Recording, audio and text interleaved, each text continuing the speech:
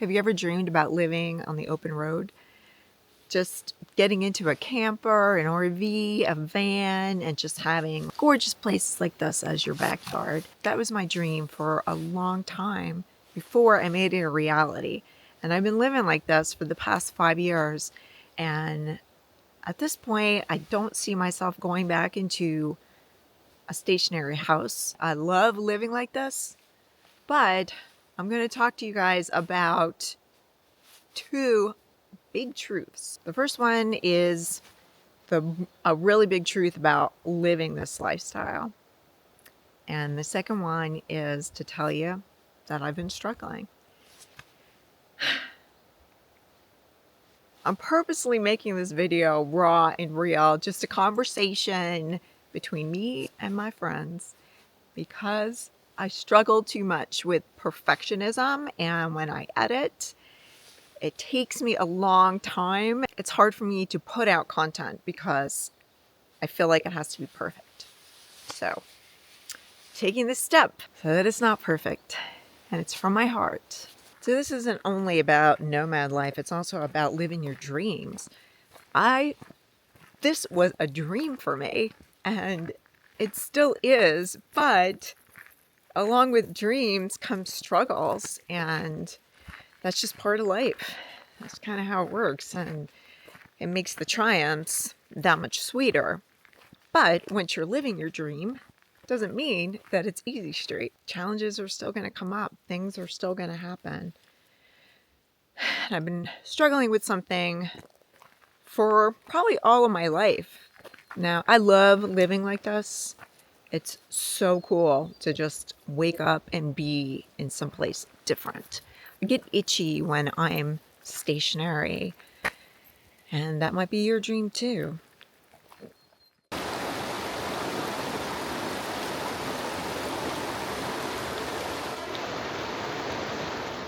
The thing about RV life, camper life, van life, it's just real life. And wherever you go, there you are. So if there are things that you're holding down, things that you're struggling with, maybe initially you're going to be elated because everything's new.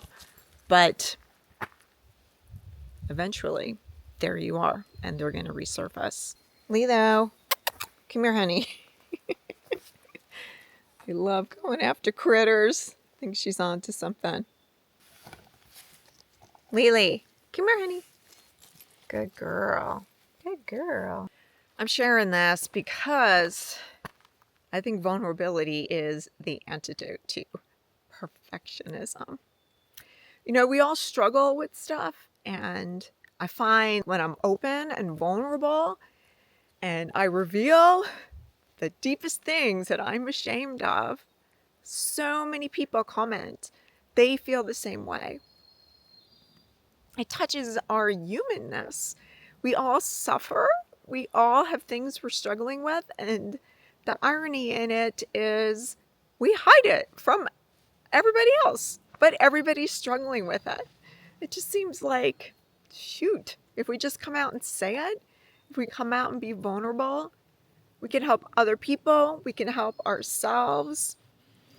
So I know sharing this is going to help me, and it's going to help somebody else.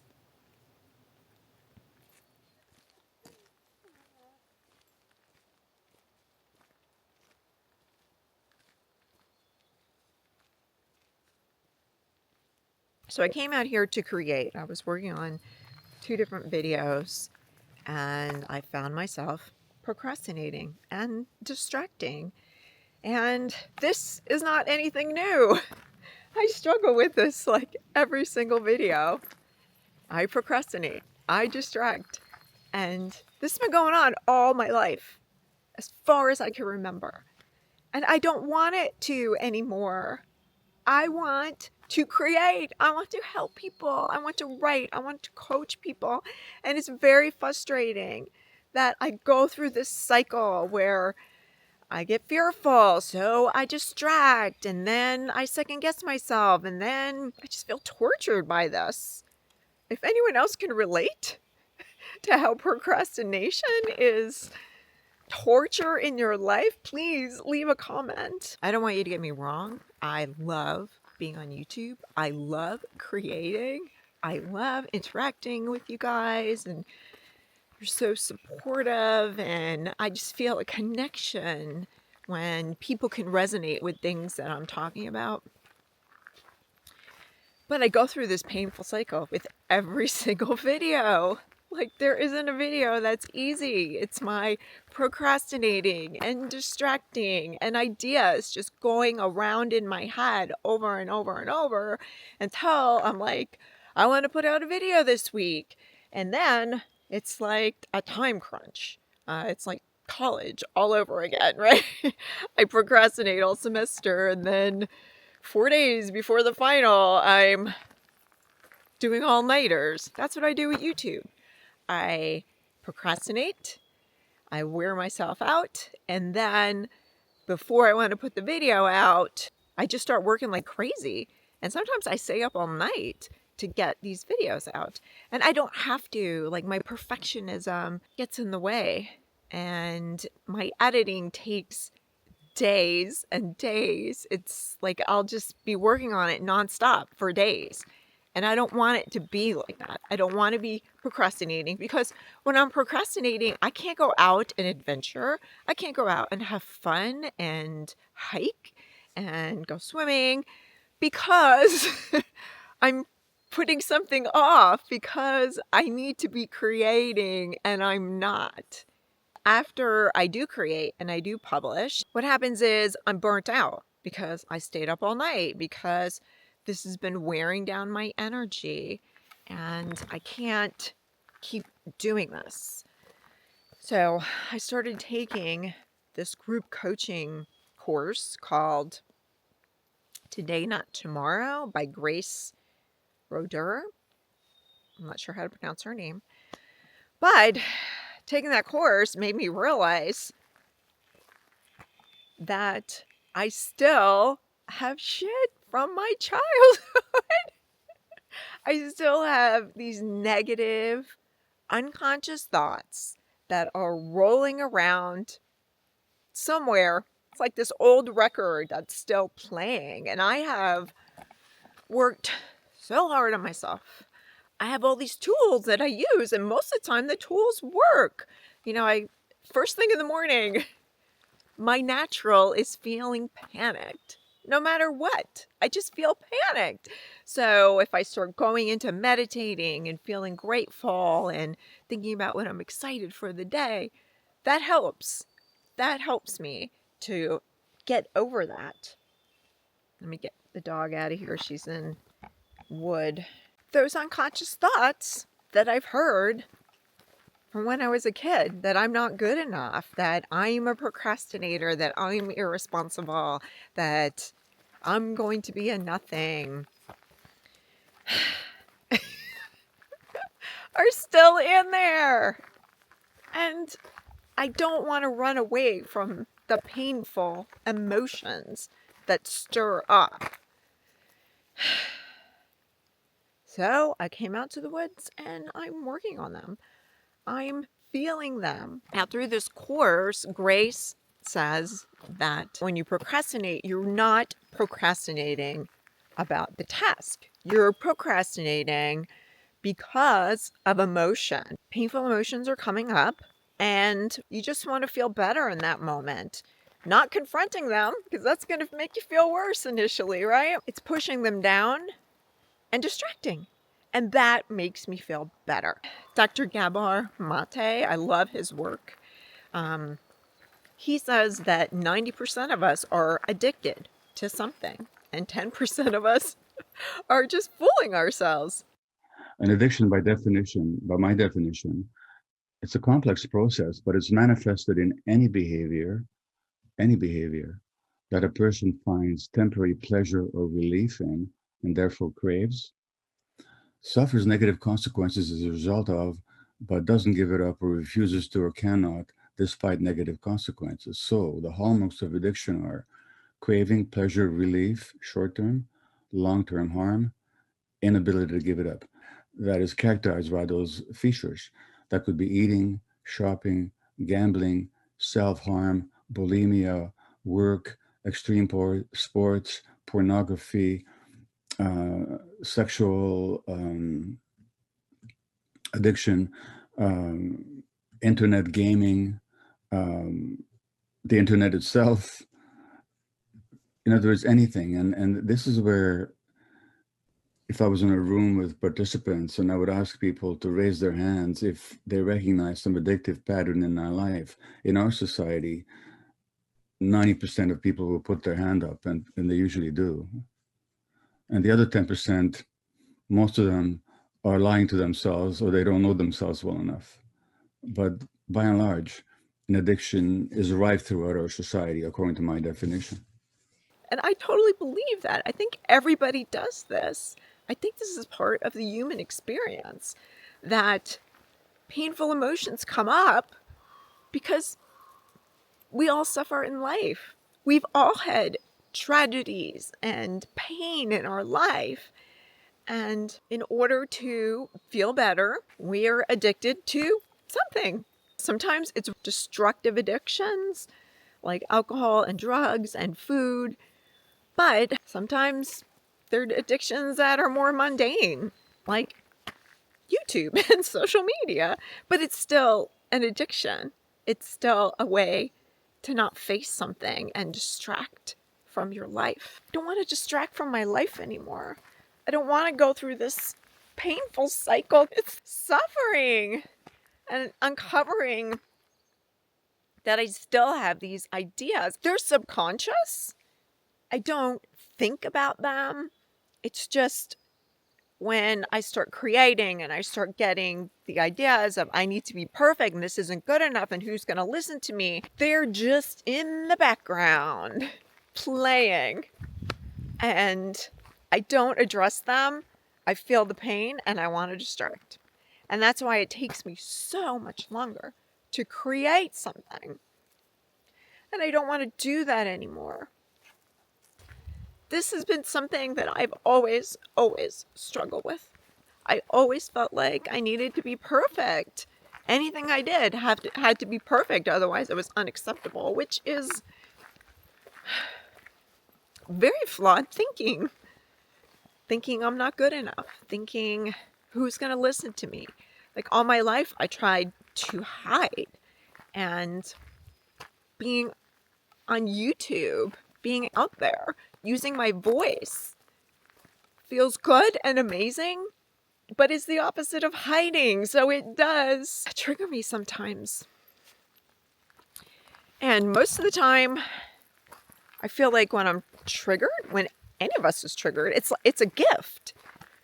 Because it's telling you that something is inside you that is unhealed.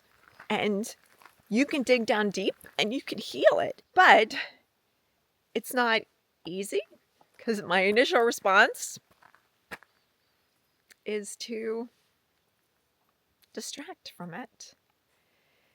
And in essence, if somebody is criticizing me, something I'm saying is triggering something painful in their life, and they're coming back at me, reflecting it on me instead of looking inward. It's hard to look inward and uncovering this, that I still have all of these negative things in the background. And, the thing about something unconscious is, yeah, it's unconscious. Like, that's what leads me to distract.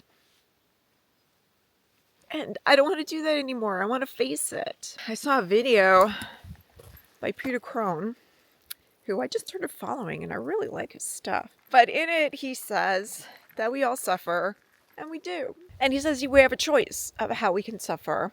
We can either suffer with regret, or we can suffer with discipline. I like to jump in the ocean, but I don't want to get wet, would be saying, oh, I want to be human, but I don't want to suffer. But you get to choose how you suffer. Either you can sit in the regret and be a victim of life, which I would assert is 1,000x worse than the opportunity of the other way of playing the game, which is discipline, which points to I am committed to get beyond and to break through my constraints versus sit within the comfort/discomfort of them. One is expansive, one is contracting. So either way you suffer, you might as well choose the one that helps you tap into your potential and live an expansive, extraordinary life. And I'm trying to suffer with discipline. I'm having a really hard time. Another thing I notice when I'm procrastinating, is talking badly to myself, telling myself, why can't you just do this? Why can't you just get up? You wasted the whole day and you haven't created anything. And you think if you had a friend or a family member who was constantly telling you stuff like that, you probably wouldn't want to be around them, right? When I'm saying those things to myself, I want to run away. I want to distract more. Another thing I noticed is when I'm in this cycle of procrastinating and talking badly to myself, all of my healthy habits go out the window. And it's a struggle to even do them. It's a struggle to even remember them. Sometimes they come easily. I get up, I meditate, I'm in a good frame of mind, I move, and it's wonderful. Other days, if I'm not feeling good, if I'm procrastinating, if I have that negative self-talk going on, I just want to stay in bed. And then by the time I get up, I kind of forget about all my healthy habits. I just struggle to get through the day. I'm about to live another dream, which is driving to Alaska. This has been a dream for a long time, but deep down there were fears about that. And not really fears about the driving there by myself. What the fear was financial, because right now I'm only doing YouTube. I have investments, I have retirement, and I don't know how much this trip is going to cost. It's a pretty big drive. Gas in Canada is expensive. So that was an underlying fear that I uncovered. And I know that if I stay the course, I'll be fine. But that's an initial fear that comes up. And when I first started trying to create a business, that fear stopped me every day. This is before YouTube. I tried to create a couple other businesses, writing for websites, publications as a master's educated nurse. And the other one was drop shipping, which did not resonate with me at all. I started trying to create those businesses every single day. I was in fear. And I didn't really examine it. I just went through the cycle of procrastination and distraction. It would wake me up in the middle of the night. Oh my God, I'm going to go broke. And I know it's a fear of a lot of people. So that old fear resurfaced. The thing with fears, though, if you try to distract and try to push them down, they don't go away. And they're just an emotion. Fear, shame, guilt. It leads me to distract. It leads me to procrastinate. It leads me to feel worse. It leads me to talking negatively about myself. So I've been trying to feel the emotions, feel the pain, and examine them. Where are they coming from? Is this logical? Is this true? And I guess I'm getting emotional because this is the first time I'm talking about this, because I've been deeply ashamed of distracting and procrastinating. And let me tell you, I love doing YouTube. I love the community. I love the creativity. Creativity I never even knew I had. I love hearing from all of you. And it's given me more confidence. It's let me look at a lot of my fears. So it's not YouTube. It's just me. But I'm working through it because I don't want this to stop me. I don't want this to be my story.